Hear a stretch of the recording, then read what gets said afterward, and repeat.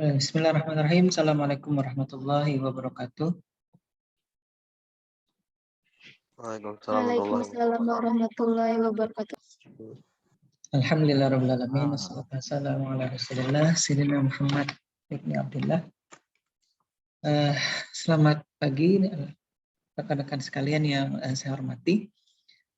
Alhamdulillah pada kesempatan pagi hari ini kita kembali dipertemukan dalam keadaan sehat walafiat ya, insyaallah ya, mudah-mudahan. Dan kebetulan saya ini tidak melive-kan kuliah pada hari ini, jadi nanti ini sudah saya rekam, biar saya unggah saja nanti, karena entah kenapa ini tadi extended monitor saya tidak bisa berfungsi di kampus.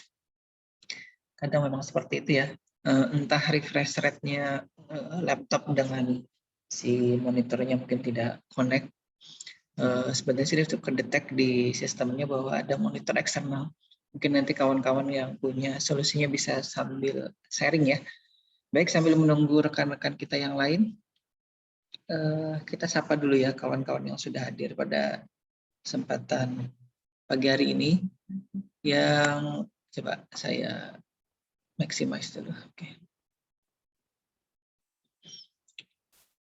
Yang pertama ada Muhammad Rizky, ada Muhammad Faisal Rahman, Nur Mutakin Aditasa, kemudian Alexander. Dia bergeser nih kalau saya sedang menyebutkan, dia bergeser. Nur Hasanah, Mahfuz Zikri, Arif Maulana, Sabdayanur, Misbahul Anam. Tampaknya yang tidak asing dan sering terlihat ya. Kemarin waktu acara workshop kemarin, hanya Misbahul Anam yang mungkin terlihat oleh saya yang saya ingat. Kemudian ada Fikri Jalaluddin Aldi, ada bergeser. F. Rizal, kemudian Widya, Wenta, Syafi'i, Meliana, Muhammad Syihab, Riki Daniel, Exalti, ya. Khairul Rizal, Muhammad Ilmi, Adril, Rian Prianur, kemudian Zainab Haryandis. Ya ini mungkin karena kemarin ikut workshop, jadi format namanya masih format nama dan asal institusi. Kemarin kan Pak Bahar selaku moderator meminta demikian. Kalau kuliah nih biasanya kawan-kawan menulis namanya, NIM dulu baru nama. Ya tidak masalah sih bagi saya. Baik, seperti biasa saya berbicara di studio sini, mencoba menyampaikan materi lanjutan terkait dengan pemrograman robotika ya, kuliah kita di semester ini. Hari ini tanggal 22 Safar menjelang akhir bulan Safar ya, tanggal 28 September 2021. Kenapa yang disebutkan? Karena ini untuk membedakan nanti kalau misalkan rekamannya diputar kapan gitu ya. Siapa tahu ada yang mendengarkan saja tanpa melihat slide-nya, jadi bisa tahu ini rekaman tanggal sekian. Materinya tentang apa? Hari ini kita akan coba masuk ke robot controller ya. Tapi kita akan coba lihat dulu apa yang sudah kita bahas di pertemuan-pertemuan sebelumnya itu. Jadi di awal itu kita sudah mencoba selain kontrak kuliah ya. Ingat dulu kita menjelaskan atau saya menjelaskan terkait dengan jenis-jenis robot, kemudian komponen pembentuknya. Pekan lalu kita berbicara atau terkait dengan sensor dan aktuator. Hari ini kita ke pengendali. Di sini tertulis mikrokontroller dan VC, tapi nanti akan saya ganti ya. Mikrokontrollernya tetap kita akan coba bahas, walaupun sudah diambil di mata kuliah tersendiri ya, satu semester, dan sudah mungkin tahu banyak bagaimana cara memprogramnya. Nah, yang PC nanti saya coba ganti dengan yang ada di background itu, dengan Intel Galileo. Nah, intinya proses instalasinya ke PC atau ke laptop itu seperti apa nanti kita bahas sama-sama ya. Baik, ini yang materi berikutnya yang akan kita coba bahas insya Allah ya. Nah, jenis-jenis robot saya kira sudah, kemudian di komponen dasar sudah, sensor dan aktuator. Nah, hari ini kita akan masuk ke pengendali atau mikrokontroller. Mungkin masih ingat rekan-rekan sekalian terkait dengan mikrokontroller ini? Mungkin Misbahul Anam bisa menjawab apa itu mikrokontroller. Anam?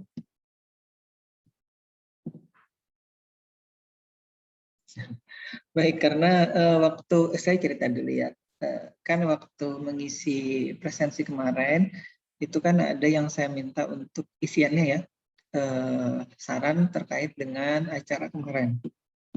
Nah, ada juga kemarin apa namanya sarannya itu harus lebih banyak berinteraksi dengan si pemirsa ya, atau pesertanya. Nah, kemarin kan saya kira sudah cukup ya Pak Bahar selaku moderator berinteraksi dengan atau memberi kesempatan kepada peserta yang ingin secara langsung atau secara live gitu menyatakan atau mempertanyakan atau bertanya gitu. Silakan kata Pak Bahar untuk mengangkat tangan atau raise hand secara elektronik ya di Zoom meetingnya. Tapi memang tidak ada yang secara langsung, tapi banyak ya yang bertanya via chat. Nah ini juga sebenarnya, ntar kita lihat chatnya ada yang ngechat nggak? Belum ada yang ngechat ya. Tadi yang menjawab siapa ya? Yang terdengar suaranya? Exceltia mana? Iya, Kak. Meta? Oh, ada ya Exceltia ya, baik. Gambarnya gambar apa nih Exceltia ini? Gambar kartu atau gambar? Baik. Meriana nih ya, Siti Meriana. Meriana, kebetulan yang muncul di layar saya ini namanya Exaltia dan Siti Meriana nih. Jadi itu yang saya sebut dan panggil. Meriana. Halo Meriana. Iya, Pak. Baik, masih ingat? Oh ya, semester lalu mengambil mata kuliah microcontroller ya, kalau tidak salah ya. Iya, Pak. Baik, masih ingat terkait microcontroller ini kira-kira apa yang diingat lah paling tidak gitu.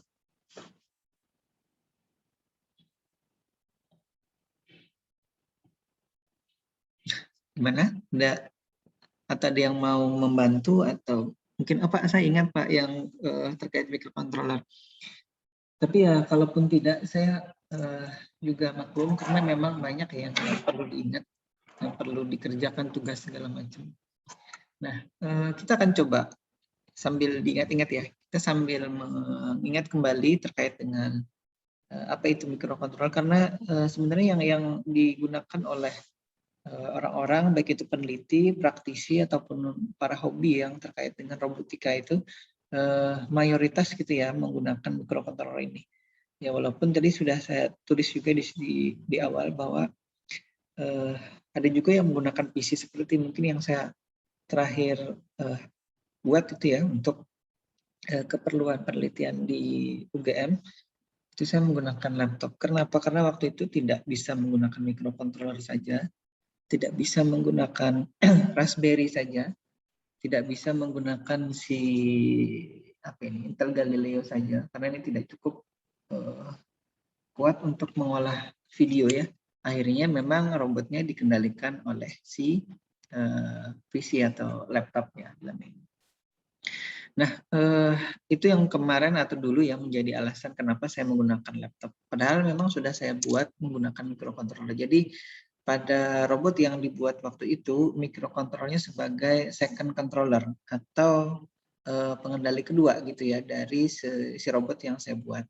Kenapa? Karena memang saya bukannya tidak mungkin, tapi harus menggunakan perangkat lain dalam memerintahkan gerakan si robotnya. Karena kalau dari PC atau laptop langsung ke robot, dalam hal ini motor dan lain-lain itu ya, dan drivernya bisa jadi nanti ada arus yang masuk, arus balik yang masuk ke laptop. Nah itu yang berbahaya bagi laptop. Nah kalau saya koneksinya ke microcontroller, kalau misalkan nanti ada yang bermasalah, biasanya kan dari motornya itu ke drivernya dulu, kemudian driver ke microcontrollernya ini ke, kalau misalkan pakai Arduino ya ke Arduino ini dulu. Kalau misalkan Arduino-nya istilahnya kalau kayak ekstrimnya itu meledak atau terbakar gitu ya, baru dia akan lari ke si laptopnya. Nah seperti itu. Jadi ada dua proteksi ya dari kalau saya dulu itu dari laptop ke microcontrollernya, kemudian microcontroller ke drivernya, driver baru ke motornya. Jadi itu yang menjadi alasan dan juga untuk melindungi laptop dari hal-hal yang mungkin tidak diinginkan. Tapi alhamdulillah sampai terakhir itu tidak ada yang rusak laptop saya, alhamdulillah baik-baik saja waktu itu. Dan yang rusak itu memang motornya saja. Motornya sempat saya ganti berapa kali ya? 2 kali kalau tidak salah. Dan yang terakhir itu saya agak lama menunggu spare part-nya karena saya membelinya cukup terbatas ya. Karena memang dananya juga terbatas. Akhirnya pada saat rusak, untungnya tuh pas selesai baru dia rusak lagi. Ya habis itu saya pesan lagi karena itu harus diimpor dari Cina, apa namanya, motornya agak-agak spesifik ya anunya, apa namanya, jenisnya.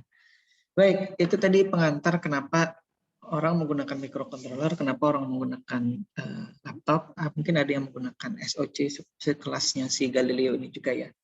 Baik, kita lihat. Oh ya, ini ternyata dulu saya sudah sempat belikan ini, tapi belum sempat saya rakit kedua-duanya ya, kedua-duanya. Yang sempat saya rakit adalah yang paket yang ini nih, yang sekarang saya ingin perlihatkan. Jadi pas mengajar mata kuliah ini saya membeli 2 paket robot.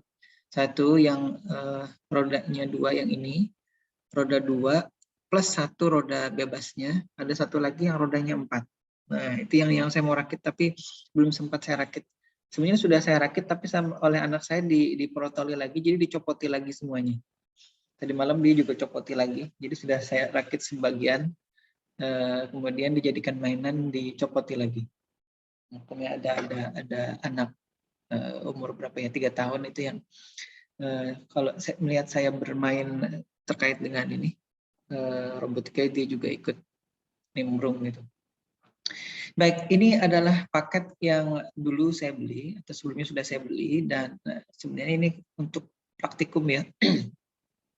Ini yang saya minta ke kampus untuk dibelikan, tapi karena memang masa pandemi, akhirnya kampus mengurungkan rencana membeli ini. Jadi sudah saya ajukan. Nah, kita lihat ya, jadi kalau membeli ini, kalau tidak salah lupa saya harganya.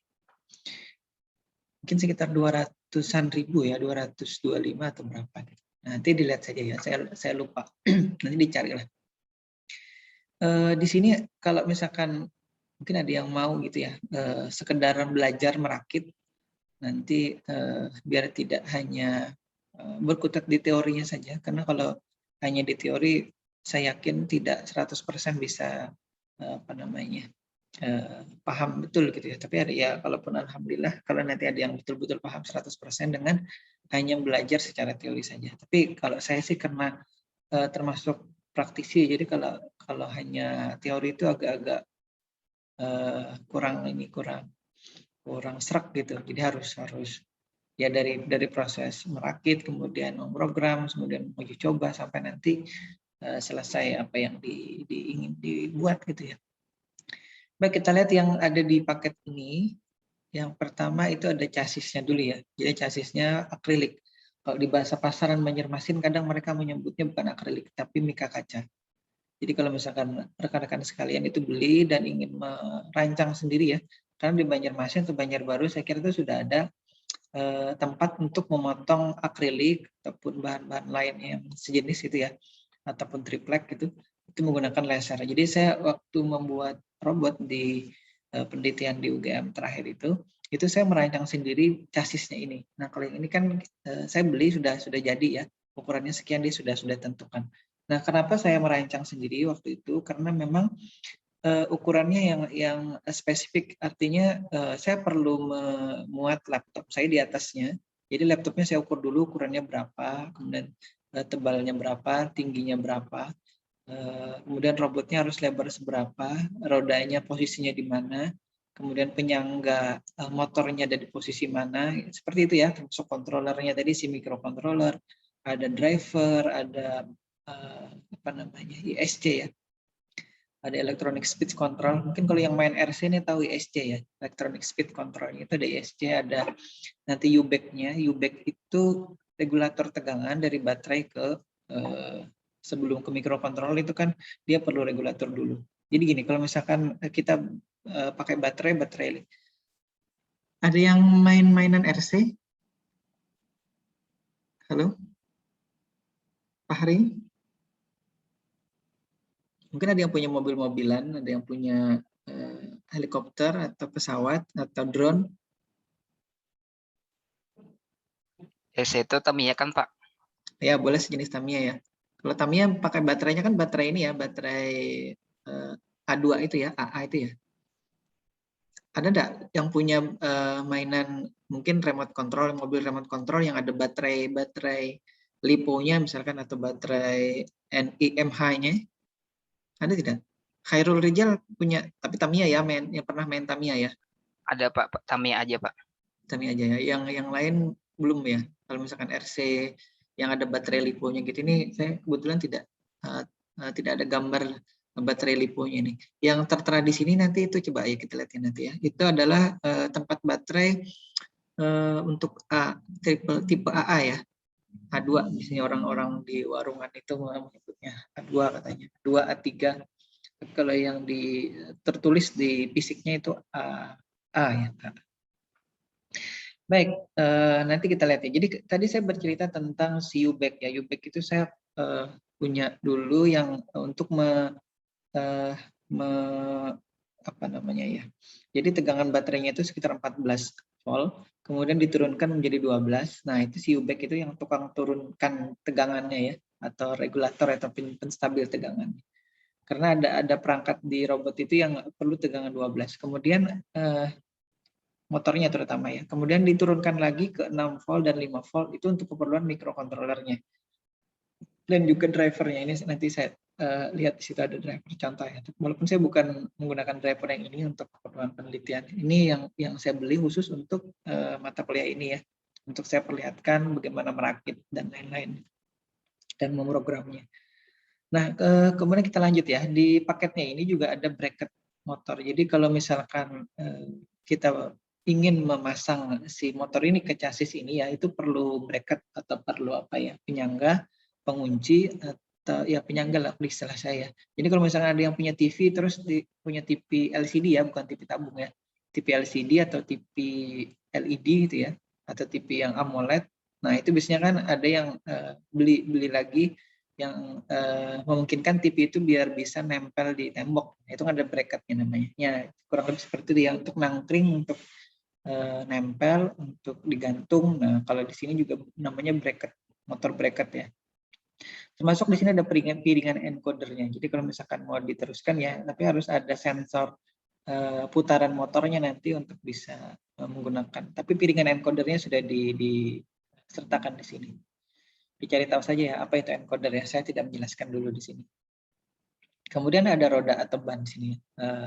Peleknya warna kuning itu. Nah ini yang nanti terhubung ke motor. Nah ini motornya. Ada 2 motor DC yang ada gearbox-nya. Jadi kalau motornya si Khairul Rijal itu kan tanpa gearbox ya, langsung motor ke apa sih namanya? Ya Rijal ya. Dari motor itu ada apa ujungnya itu saya lupa. Ada gearnya juga ya, ada gear yang kecil itu ya. Rijal? Iya Pak.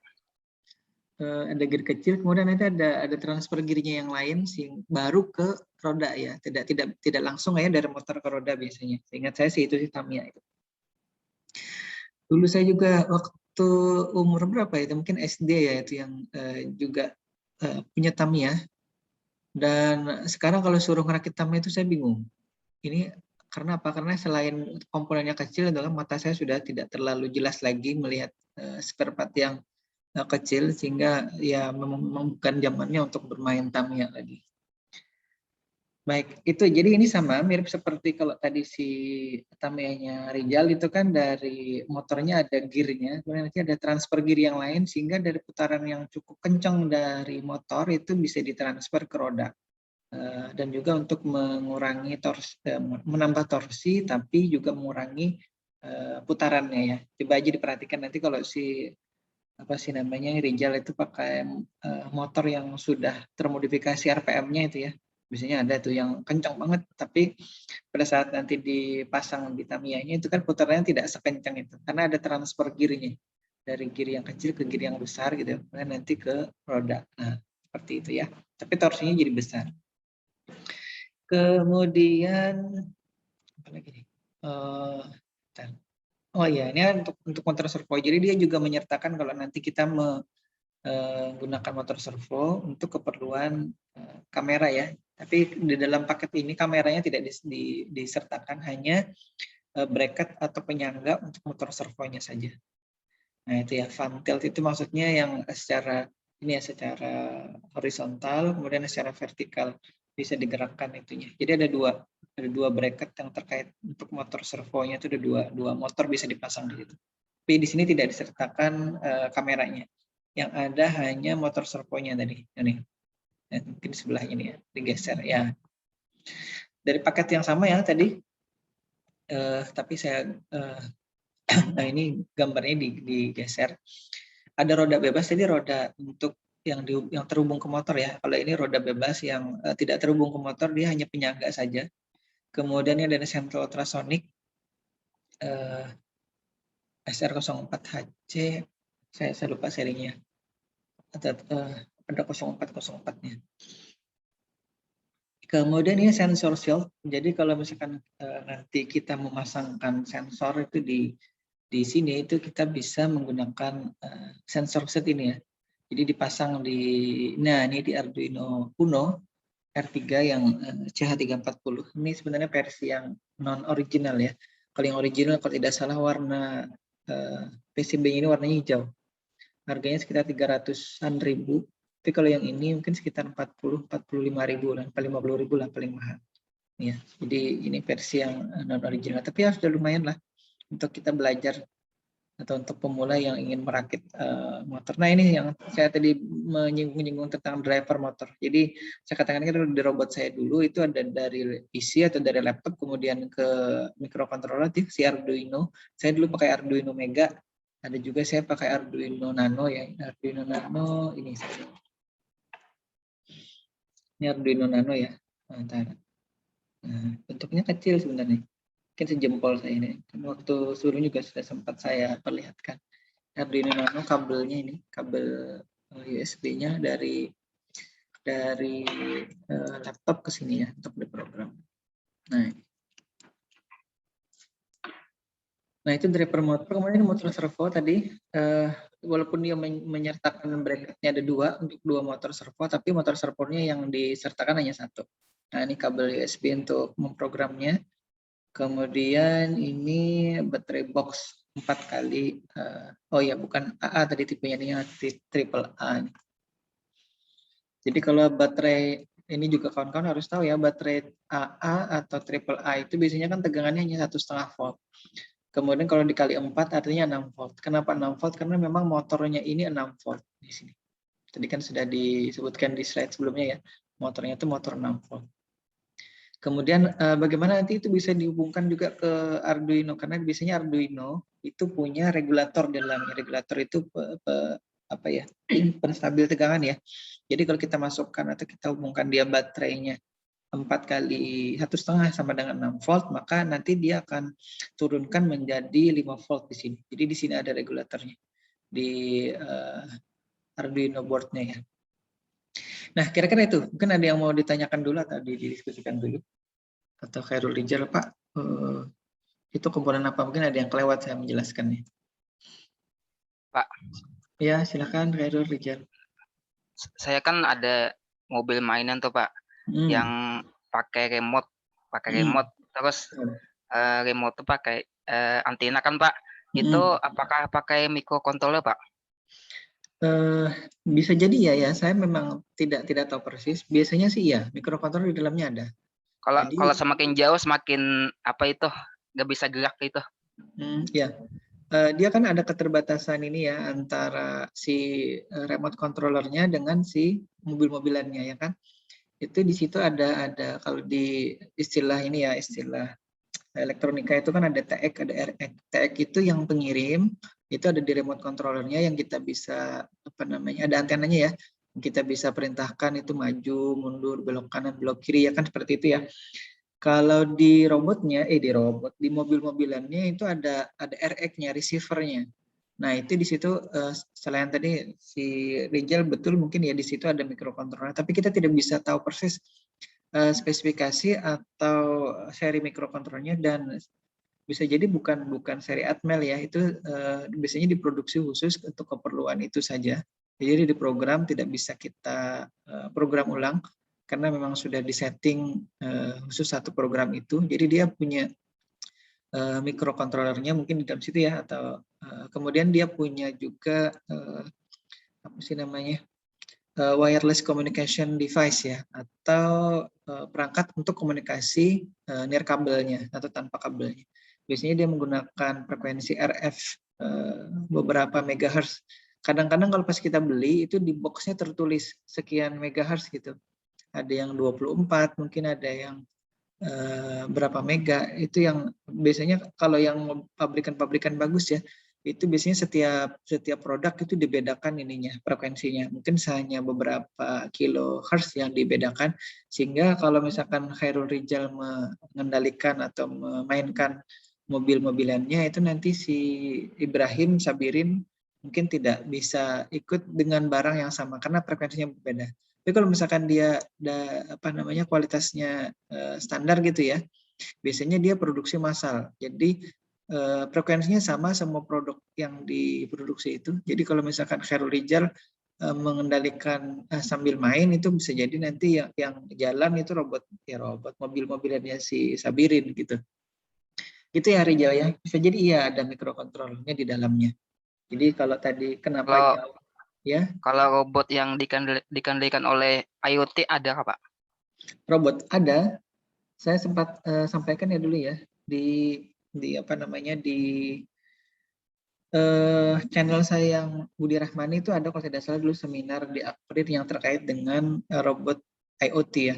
Sebenarnya saya juga ingin masuk ke sana, tapi memang saya belum banyak berkecimpung di situ, walaupun device-nya sudah saya punya. Ya. Jadi kalau misalkan WiFi untuk si Arduino itu sudah saya punya, tapi belum sempat nyoba karena waktunya yang sangat terbatas. Nah, kalau nanti kawan-kawan yang kebetulan berkeinginan untuk belajar ke situ dan mau pinjam itunya WiFi Shield-nya, nanti saya pinjami boleh ya, silahkan nanti ke kampus, nanti kita janjian tanggal jam berapa, hari apa, itu nanti boleh mau dipelajari biar jadi penelitian kita bersama gitu. Siapa tahu nanti habis ini kan ada yang langsung ingin mengajukan penelitian ya. IoT maksudnya bisa dikendalikan lewat internet gitu ya, Rijal ya. Iya, Pak. Boleh, nanti kalau ada yang mau. Nah, saya juga ingin sekali membuat yang terkait dengan itu. Baik, itu ya Rijal ya. Sekilas, mungkin ada lagi kawan-kawan yang lain. Jadi intinya sangat memungkinkan robot yang nanti kita praktekkan ataupun yang nanti diteliti itu ya, kawan-kawan sekalian bisa melakukan penelitian terkait dengan IoT based robot gitu, atau robot yang berbasis dengan IoT. Baik, sambil menunggu mungkin ada hal-hal lain yang didiskusikan, kita akan masuk dulu ke mikrokontrolernya ya. Nanti kita akan masuk ke si Intel Galileo. Ini sekedar mengingatkan saja tadi karena belum ada yang menjawab atau mungkin berkenan menjawab terkait dengan materi yang sudah dibahas di semester lalu. Saya hari ini tidak mengontrol live streaming, tapi saya melihat jam dulu biar tidak kelewatan. Dan tadi mulainya sekitar jam 9.15-an ya. Jam 9.15. Sekarang jam 9.40, masih cukup lama. Si mikrokontroler itu sudah kita bahas panjang lebar ya di semester yang lalu. Itu intinya dia punya prosesor, dia punya RAM, dia punya ROM, dia punya I/O. Jadi sudah lengkap lah kalau kita mau operasikan si mikrokontroler yang kecil ini. Mikrokontrolernya, nah ini yang chipnya terbesar bodinya di ini. Nah, mungkin terlihat. Mudah-mudahan tidak kabur. Nah, yang bentuknya segi 4 hitam ini, itu adalah mikrokontroler. Ya, ingat ya. Nah, di dalam situ dia sudah lengkap tuh, ada RAM-nya atau RAM ya kita nyebutnya. Kemudian ada ROM-nya dan ada I/O-nya. I/O-nya itu kan di situ dia punya port digital, punya port analog. Kemudian kalau RAM-nya mungkin terbatas ya dia ya. RAM-nya mungkin hanya sekitar beberapa kilobyte saja. Satu ada yang berapa gitu. Kemudian ada ROM-nya juga terbatas, tidak terlalu banyak. Kalau saya mungkin sekitar 8 atau 16 kilobyte. Saya lupa ingat ini. mikrokontroler yang ATmega 328. Nah, kemudian mungkin pertanyaannya ya, yang sekarang atau lagi atau banyak digunakan di luar sana itu yang mana sih? Yang tadi itu ya terutama ya, yang si Atmel ini. Nah, kita pun dari dulu ya si kampus kita itu di lab digital terutama itu waktu mata kuliahnya apa dulu ya? Ada embedded system, ada mikroprosesor. Nah, itu waktu mikroprosesor saya tidak mengajarkan mikroprosesor karena mikroprosesor itu waktu itu ya, waktu tahun berapa 2004-2005 itu sudah mulai tidak digunakan lagi untuk keperluan pembelajaran di kampus ya, walaupun ada sih kampus-kampus yang lain gitu yang menggunakan Zilog 80, Z80 gitu. Itu mikroprosesor yang biasanya digunakan oleh kampus-kampus termasuk kampus besar di Jawa sana untuk pembelajaran di kuliahnya. Tapi waktu itu saya sudah tidak ingin lagi mengajarkan itu. Yang pertama karena memang sudah ketinggalan yang pertama ya. Kemudian peralatannya juga relatif lebih mahal. Dan akhirnya saya meminta kampus untuk membeli peralatan terkait dengan mikrokontroler ini. Jadi waktu itu kita sudah beli yang 89C51, harganya mungkin sekitar 400-an ribu saya beli satu. Waktu itu habis itu kampus beli lagi. Satu modulnya 400. Habis itu turun harganya sekitar 300-an ya, 2,5 sampai 300-an lah. Nah, habis itu seiring perkembangan mikrokontrolernya itu ada lagi yang 89C52. Kita juga punya modul dan chip yang ATmega 8952. Kemudian kita juga punya yang 89C2051. Ini pinnya hanya 20 pin, kalau yang 89C5152 itu 40 pin. Kemudian keluar lagi habis itu yang 89S51. SIMIC juga punya lagi itu. 89S52 punya lagi, dibelikan lagi. Saya waktu itu masih banyak, kalau tidak salah di lab itu. Ada di ruangan dosen itu di lemari, karena labnya mungkin waktu itu kan ada di Jalan Antasari ya, Jalan Pangeran Antasari. Sekarang karena sudah pindah ke sini, jadi disimpan di dalam lemari. Kemudian kita juga waktu itu rame-ramenya AVR, habis itu bukan berpindah ya, maksudnya mengupgrade lagi mikrokontroler yang kita gunakan untuk praktikum itu menjadi yang 8535. Nah, barulah habis itu setelah sudah pindah ke Sultan Adam kalau tidak salah ingat ya, tahun 2011-an itu kita sudah menggunakan yang si Arduino pertama waktu itu yang AVR ATmega 168. Nah, itu yang kita gunakan dulu. Habis itu kita masuk yang setelah saya tugas belajar tuh ya, Pak Boy belikan yang 328 yang kita praktekkan kemarin itu ya, yang Arduino Uno. Nah, itu sampai situ yang kita upgrade. Yang setelahnya itu kita belum mengupgrade perangkat lagi karena memang pandemi, akhirnya tetap sampai situ. Tapi perkembangan mikrokontrolernya tidak berhenti sampai situ ya, sebenarnya masih banyak lagi. Hanya saja memang di kampus kita stop sampai situ untuk peremajaan istilahnya ya, peremajaan perangkat praktikum. Nah, ini saya kira sudah dibahas panjang lebar. Saya akan masuk ke itu aja nanti. Si Intel Galileo-nya ya. Ini Atmel 89 series itu dia dulu hanya punya apa sih namanya ini? Program ya. Jadi sebenarnya ROM-nya hanya 2 kilo sampai 2K sampai hingga 1 kilo, kebalik nih. 1 kilo sampai 2 kilo maksudnya itu ya. Kebalik nih saya nulisnya. Atau 024 itu artinya 1 kilo. Oh iya, sebentar, 1 kilo 24 ini sampai 1 mega ya maksudnya. Betul, ini 2 kilo sampai, maksudnya 2 kilobyte sampai 1 megabyte itu ya. Karena 1024 kilo itu sama dengan 1 megabyte. Ingat ya, pelajarannya ini pelajaran apa nih? Logika informatika mungkin ya, atau sistem digital ini, mengantar sistem digital. Karena yang ngajar bukan saya lagi, jadi saya tidak ingat yang diajarkan itu sudah sampai mana. Karena dulu saya juga sempat mengajar sistem digital, itu saya mengajarkannya pakai EWB. Yang ngajar sistem digital Pak Hugo ya. Bentar, kita sapa lagi kawan kita nih. Halo, Rijal atau Rijal saja nih, karena yang ya Pak. Yang ngajar sistem digital atau pengantar SIM digital siapa, Pak Hugo? Dulu tuh saya pengantar organisasi komputer, Pak. Bukan organisasi komputer yang Pak Hugo ya. Kalau yang digital siapa ngajar? Pak Sugiarto. Pak Sugi. Iya, Pak Sugiarto ya. Ilham ya, baik. Nah, kalau Pak Sugiarto saya kira beliau hanya mengajarkan teori saja ya, tidak mengajarkan ke praktikumnya. Mungkin itu kelas yang Banjarmasin. Kalau kelas Banjarbaru, kalau tidak salah dulu kalau Pak Hugo yang ngajar, Pak Hugo mengajarkan EWB, Electronic Workbench, seperti halnya saya mengajarkan itu. Karena waktu saya tinggal itu kan saya serahkan ke Pak Hugo untuk mengajar itu. Tidak ke Pak Sugiarto sebenarnya. Akhirnya Pak Sugiarto kan hanya mengajar, ya singkat saya hanya mengajar teori ya beliau ya Ilham ya. Iya Pak. Nah itu dia. Kalau sebelumnya pas saya mengajar itu saya mengajarkannya ada simulator untuk sistem digital. Jadi mahasiswa sudah saya minta untuk merancang sendiri. Waktu itu mereka sudah merancang macam-macam ya.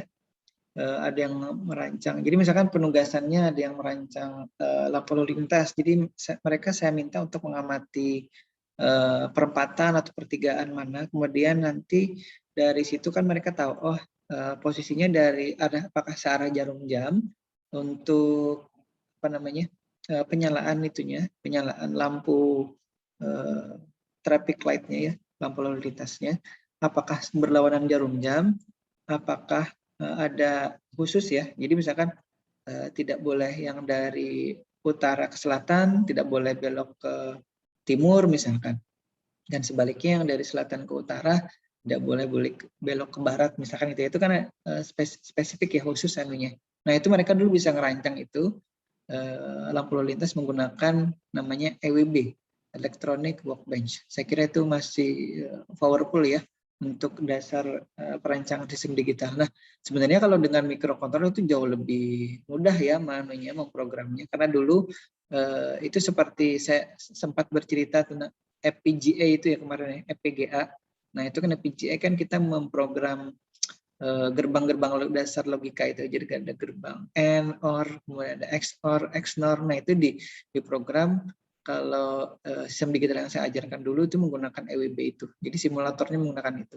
Kalau yang perkembangan berikutnya itu kan sudah FPGA, jadi hardware yang isinya gerbang-gerbang yang kemudian bisa diprogram untuk menjadi sebuah chip atau sistem tertentu gitu dengan dengan chip FPGA-nya. Nah, kalau dengan microcontroller itu jauh lebih mudah ya, memprogram lampu lalu lintas yang bagaimanapun. Saya kira yang dipasang di jalanan pun itu sudah menggunakan microcontroller karena lebih nyaman memprogramnya. Mau yang mana saja yang mau dinyalakan, kapan, berapa lama, atau nanti berdasarkan waktu. Kalau siang nanti searah jarum jam, kalau malam nanti berlawanan jarum jam, arah pergantian nyalanya itu ya. Bisa jadi seperti itu. Nah, ini sekilas tadi tentang si Atmel. Coba kita lihat lagi. Wah, ini masih Atmel ya. Nah, sedangkan si AVR ini, oh ya nih.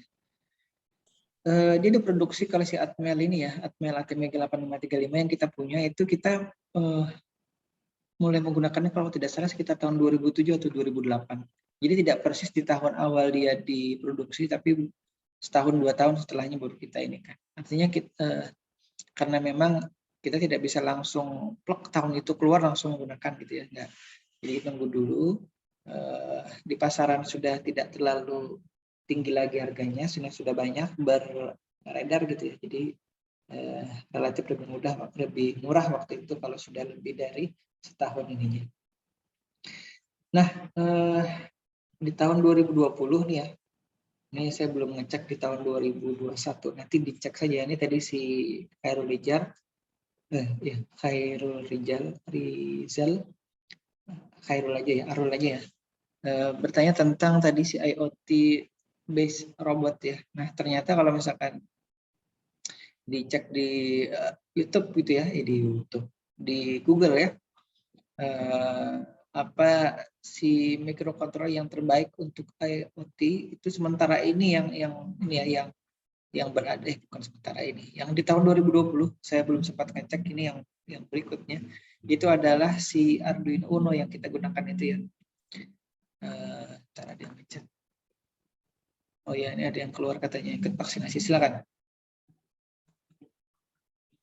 Kemudian ada Raspberry, ada Fruit Flora, ini saya tidak tahu. Kalau Raspberry mungkin saya pernah punya, tapi yang seri 1. Ada partikel Photon, saya juga tidak punya yang ini. Yang punya hanya Arduino dan si Raspberry. Nah, ini nanti saya sampaikan tadi ke si Raspberry, bukan Raspberry, Arduino Uno-nya itu bisa dipasangi nanti Wi-Fi Shield untuk keperluan kita nanti IoT robotiknya ya. Nah, atau yang lain juga bisa gitu. Intinya si Arduino-nya akan kita coba hubungkan atau bisa kita hubungkan dengan menggunakan Wi-Fi Shield-nya agar bisa nanti entah itu terhubung ke smartphone kita ataupun ke web atau kemana gitu ya, untuk keperluan entah kontrol, entah mungkin monitoring, entah mungkin survei dan lain-lain ya. Nah ini itu sumbernya sudah saya tulis di situ. Nah sekarang ini yang tadi saya katakan ya, si Arduino Uno R3 yang original itu warnanya hijau atau Tosca nih ya. Kalau mata saya sih ngeliatnya hijau, mungkin beda-beda ya, beda matanya, bisa jadi melihatnya warnanya tidak persis sama. Ini Arduino Uno yang original ya. Harganya tadi sekitar 300.000 kalau tidak salah ingat. Sedangkan kita tidak menggunakan yang original, kita cukup menggunakan yang ini aja. Yang Uno CH340 ya modelnya. CH340 itu kalau tidak salah itu chip untuk koneksi ke USB-nya ya. USB controller chipnya itu menggunakan yang CH340 ini. Dulu kalau tidak salah ada juga yang menggunakan RS232 chip. Nah, sekarang mungkin sudah berganti ke yang C340 ini. Mungkin ada juga yang masih menggunakan seri model RS232 ini. Jadi dia kompatibel dengan ini bisa jadi ya chipnya. Itu adalah USB controller untuk keperluan baca tulis atau unggah program dari dan ke laptop, mikrokontroler laptop. Kemudian ini saya mengingatkan saja dari si board ini, dia terpasang itu kalau yang kita punya di kampus yang kemarin ya, itu yang saya beli ini juga kebetulan isinya adalah ATmega 328, AVR ATmega 328 yang modelnya SMD. Saya tidak tahu persis singkatan SMD ini apa, intinya chipnya itu bentuk wujud sangkar ya, kurang lebih gitu ya. Bentuk wujud sangkar, bukan berbentuk persegi panjang, karena ada juga yang ATmega 328 itu modelnya persegi panjang.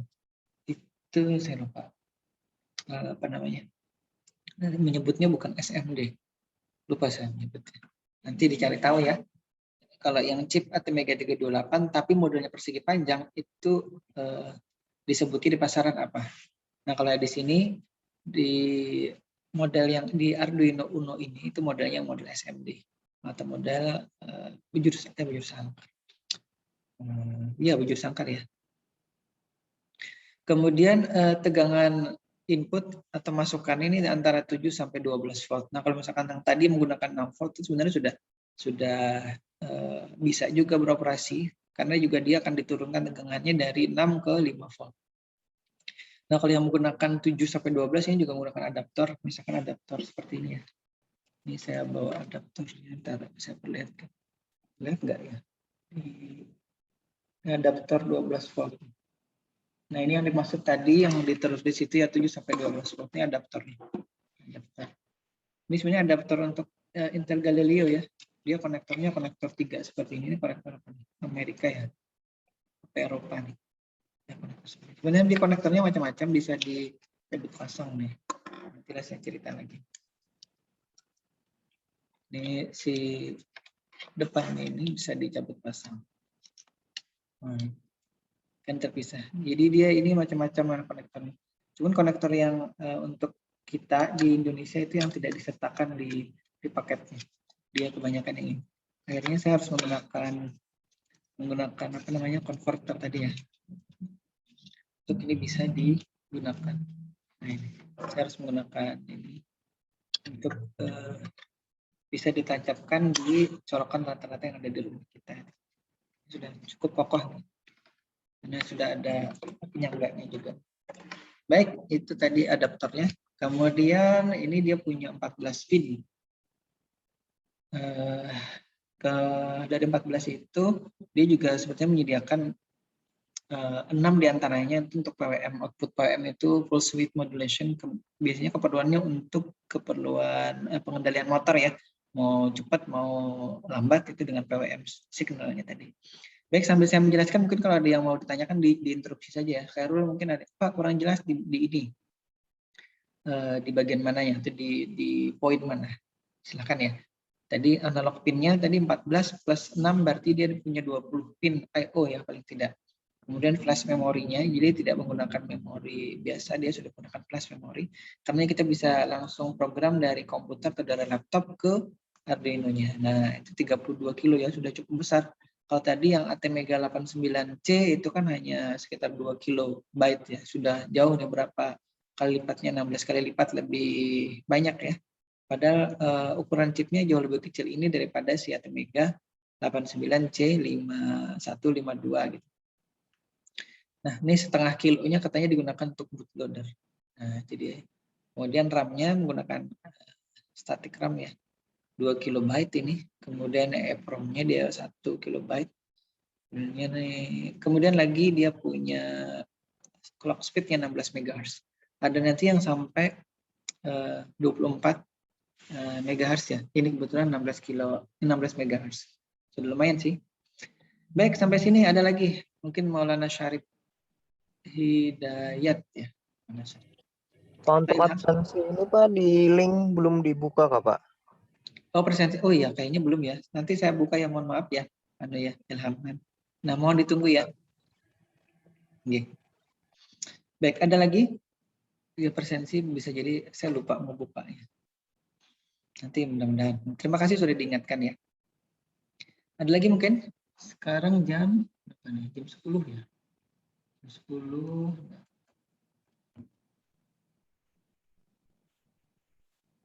Oke, masih kurang lebih 14 menit lagi ya. Kita coba teruskan dulu. Nah, sekarang kita masuk ke sini ya. Ke Intel Galileo. Nah, sekarang atau kemarin sudah sempat disinggung juga Intel Galileo itu ada Intel Quark-nya di situ. Diingat-ingat ya materi sebelumnya. Jadi pada saat kita mau memprogram ini kita memerlukan beberapa perangkat tambahan ya. Misalkan ini si adaptornya adaptor 12 volt bawaannya. 1,5 ampere kalau tidak salah, ini cukup besar ya adaptornya. Dayanya. Kemudian juga kita perlu kabel ini, kabel USB. USB to micro USB. Jadi kalau mau programnya, kalau yang si Arduino Nano ini kan dia pakai mini USB ya. Ini mini USB. Nah, ini mini USB. Kalau si Galileo dia pakai micro USB. Nah, saya tunjuk ini nih. Susah sekali nih mengarahkan ke kamera. Ya, ini micro USB. Tapi belum Type C ya, micro USB bukan USB Type C. Nah intinya di sini sebenarnya dia mirip ada si port seperti Arduino Uno tadi ya. Yang ini nih yang itu. Bentar saya tunjuk, kelihatan nggak nih? Spotlight. Ini ya, bentar. Nah ini ya port digital portnya di sini. Jadi tadi dari port 0 sampai port 13 sama seperti si Arduino yang menggunakan ATmega 328 tadi ya. Kemudian ada port analognya di sini, analog portnya ada 6 ya, 2, 4, 6. Itu ada 14 pin. Ditambah biasanya di sini power, ground dan lain-lain. Di sini ada 3,3 volt, yang ini 5 volt, ini groundnya. Ini pin resetnya dan ini tombol reset. Ada power juga di sini ya. Nah, kemudian lampu indikatornya kalau tidak salah ingat ada di sini nih. Ada ini indikator LED powernya, kemudian di sini indikator ini yang terhubung ke pin 13 sini. tulisannya L itu ya. Kemudian ini untuk keperluan dia koneksi ke komputernya on di sini. Powernya juga di sini bisa nyala di sini. Kemudian ini SD card ini kalau kita ini ya SD card-nya ada di sini. SD card-nya dia dibaca biasanya ini yang nyala-nyala nih. Ya seperti indikator hard disk gitu ya, kalau misalkan hard disk lagi dibaca, tulis gitu itu ada indikatornya. Kemudian sebenarnya di LAN port-nya ini juga ada LED kecilnya berwarna kuning atau hijau. Saya ya kuning kalau tidak salah. Itu yang menjadi indikator juga. Nah, ya, kemudian kita lihat kita perlu apa saja untuk ini bisa jalan. Jadi kalau dulu itu saya punya Arduino IDE khusus untuk si Intel Galileo ini. Nah, tapi kalau misalkan kita sudah punya ya Arduino IDE yang biasa kita gunakan untuk ATmega 328 atau Arduino ini ya si Uno atau Nano itu, maka kita hanya perlu menginstal tambahannya. Jadi di situ nanti ada menu untuk board manager ya. Board manager itu kemudian saya sih ketik aja di situ type-nya all itu ya. Saya ketik aja misalkan Intel. Maka nanti yang terkait dengan Intel yang akan kita gunakan, terutama Intel Galileo dan Intel Galileo ini ya, Galileo 1 dan 2. Ini kebetulan saya punya Intel Galileo yang generasi kedua. Sini balik. Nah, ini kan yang saya punya Intel Galileo Gen 2 di sini, Intel Galileo. Kalau nanti ada yang punya Intel Galileo 1 juga ini yang paket yang diinstalasi di Arduino IDE-nya ini itu sama. Jadi setelah kita buka ya program Arduino IDE-nya, kita perlu masuk nanti ke menu Board Manager di tools kalau tidak salah ingat ya. Kemudian pada saat sudah keluar kita ketik saja Intel. Nanti akan keluar 3 package seperti ini. Nanti pada saat kita klik misalkan install yang mana itu ya, itu akan nanti dia mengunduh. Yang penting dia sudah komputer kita terkoneksi ke internet beberapa megabyte ya ukurannya. Nah, yang perlu diinstal itu ada 2. Yang pertama itu yang Intel Core board ini, kemudian Intel yang 586. Ya, sebenarnya ada lagi Intel 686. Tapi yang untuk si Intel Galileo itu dia pakai Intel 586 ya. Intel i586. Jadi kita install 2 package ini untuk keperluan kita bisa nanti memprogram si Intel Galileo ini di Arduino IDE yang kita punya. Nah, nanti modelnya kalau sudah terinstall seperti ini ya tampilannya. Jadi Intel i586 board-nya sudah terinstall, serinya itu. Board yang termasuk di dalam package ini adalah Galileo. Nah, mungkin kalau mau yang membaca lebih detail nanti silakan diklik more infonya nih. Nah, jadi walaupun tidak punya si Intel Galileo-nya, silakan saja dicoba install gitu ya. Setelah diunduh tadi si Arduino IDE-nya, kalau tidak salah sekarang serinya itu 18.16. Bentar. Ya, ini 18.16. Yang kita praktekkan waktu semester lalu mikrocontroller itu saya menggunakan yang 18.13. Sudah 3 seri yang terbaru yang ada sekarang ya. Silakan nanti kalau mungkin sudah ada walaupun belum bisa praktikum secara langsung, install saja dulu ya untuk melihat ini. Yang tidak kalau nanti pas ditanya saat ujian itu sudah pernah tahu coba menginstalasinya seperti apa. Nah, sebenarnya yang di Intel Curie board ini ada Arduino 101 ini. Sebenarnya ini Arduino yang dulu ya yang digunakan untuk memprogram secara khusus Intel Galileo. Jadi pada saat dulu saya install Arduino IDE khusus untuk Intel Galileo itu tidak mendeteksi board Arduino Uno yang lain. Jadi saya harus berpindah-pindah. Kalau saya pakai Intel Galileo saya harus pakai Arduino IDE yang khusus untuk sini. Nah, kalau sekarang enggak. Sekarang kita bisa langsung pakai yang Arduino IDE yang umum yang untuk keperluan memprogram Arduino yang biasa ya, mikrocontroller yang terhubung ke Arduino yang biasa yang banyak dijual di pasaran, dan juga setelah kita install ini dia bisa nanti memprogram Intel Galileo ini. Nah, yang kedua yang kita lakukan adalah deteksi portnya. Ini masuk ke device manager ya. Nanti kalau di komputer kita entah itu Microsoft Windows 8, kalau saya kebetulan Windows 10 ya atau Windows 10, belum 11, masih 10.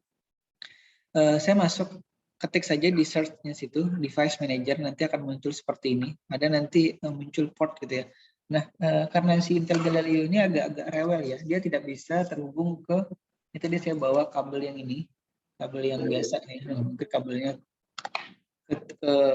hilang karena background saya di belakang ini jauh, dia jadinya kepotong.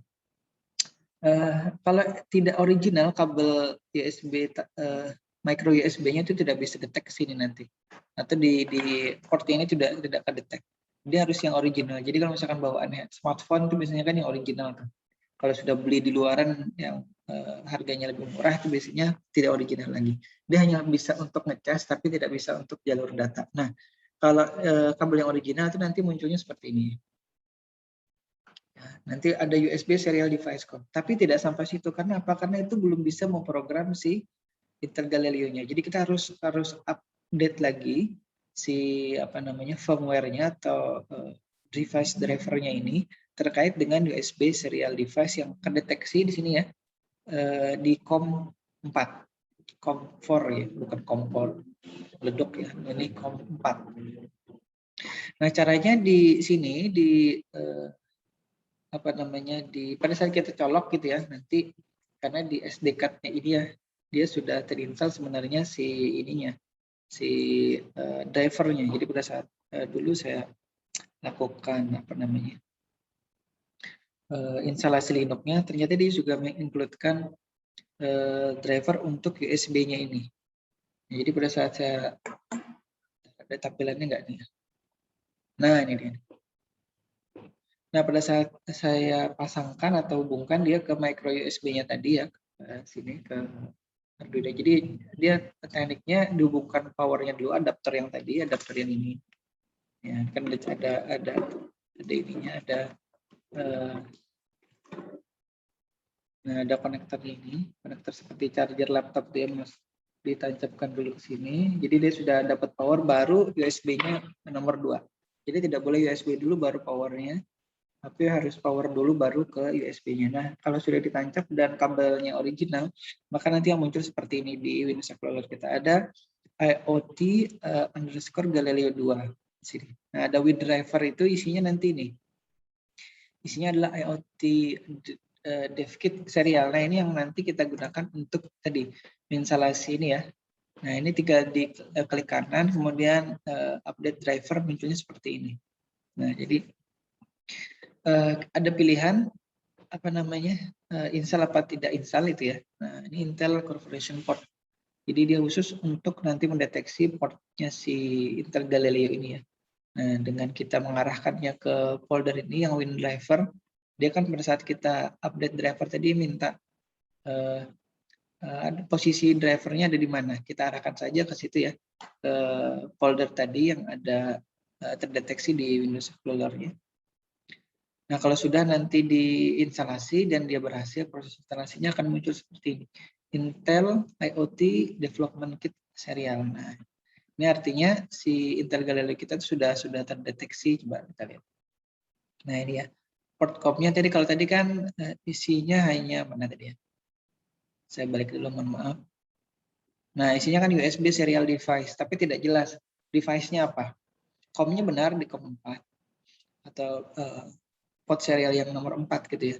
Tapi dia tidak jelas. Setelah kita lakukan instalasi dan atau update drivernya tadi, maka kita akan nanti menemukan device baru yang namanya Intel IoT Development Kit Serial dalam kurung COM4 di sini.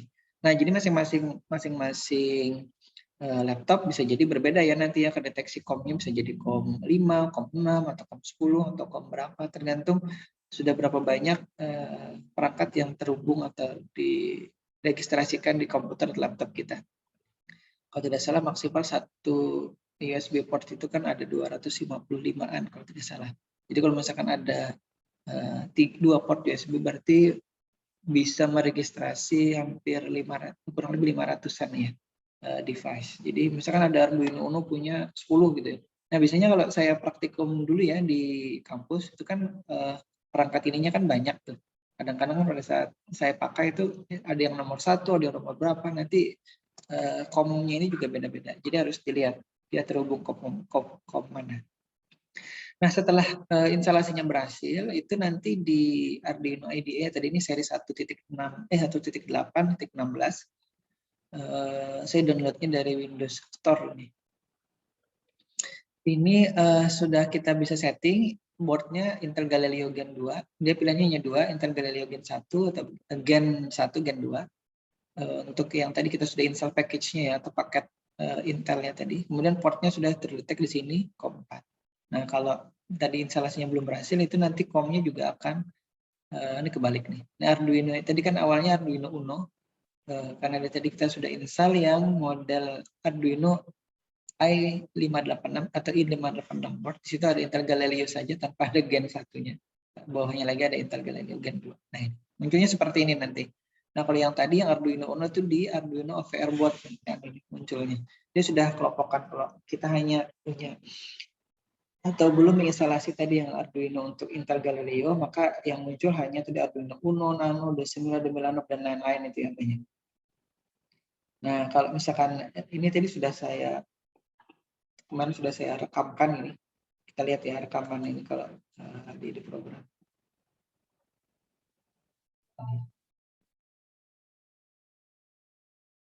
Nah, ini tampilannya ya. Jadi saya untuk menuju cobanya kita menggunakan saja yang ada di bawaannya Arduino ini ya, Arduino IDE-nya yang lampu bling ya, kedap-kedip itu. Atau flip-flop. Nah, ini. Nah, itu saya maximize dulu.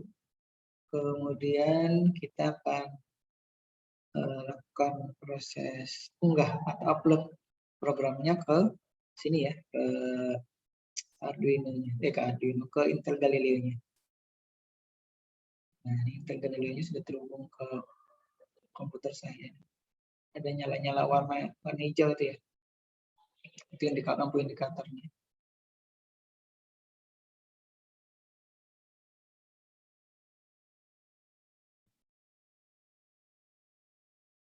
Ya, itu. Nah, ini saya klik upload.